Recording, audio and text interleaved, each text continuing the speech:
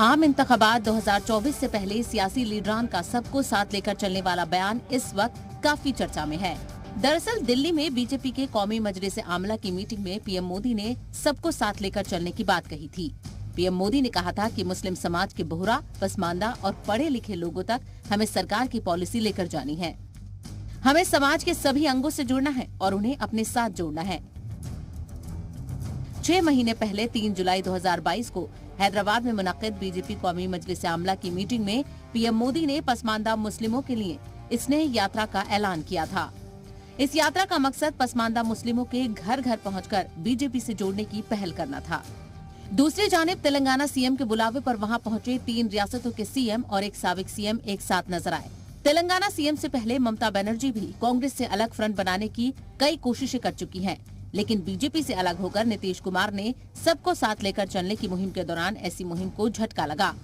लेकिन एक बार फिर तेलंगाना सीएम ने इसकी शुरुआत कर दी है। अब सबकी निगाहें जहां जम्मू कश्मीर में होने वाली कांग्रेस की भारत जोड़ो यात्रा की आखिरी रैली पर है, जहां देखना है कि अपोजिशन के कौन कौन से लीडर शामिल हो रहे हैं। उत्तर प्रदेश के 45% मुस्लिम आबादी वाले रामपुर लोकसभा सीट पर जिमनी इलेक्शन में बीजेपी को 42,000 वोटों से जीत मिली थी। मुस्लिमों के गढ़ माने जाने वाले आजमगढ़ जिमनी इलेक्शन में भी 13 साल बाद बीजेपी कमल खिलाने में कामयाब रही है।